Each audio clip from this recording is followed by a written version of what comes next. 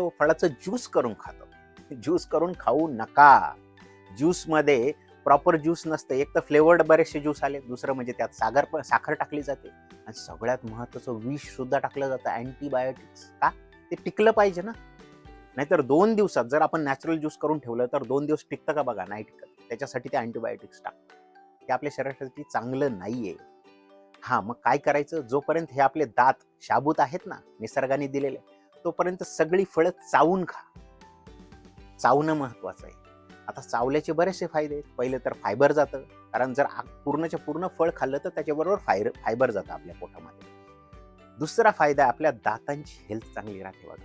आपल्या ज्या मसुडे बोलतात ना, गम्स, दात आणि गम्स, हिरड्या यांची हेल्थ चांगली राहते. त्याच्यासाठी मग आपल्या टूथपेस्टमध्ये नमक टाकायची गरज पडत नाही, जर फळं चावून खाल्ली तर. आता फळांनंतर दुसरं कशात आहे फायबर?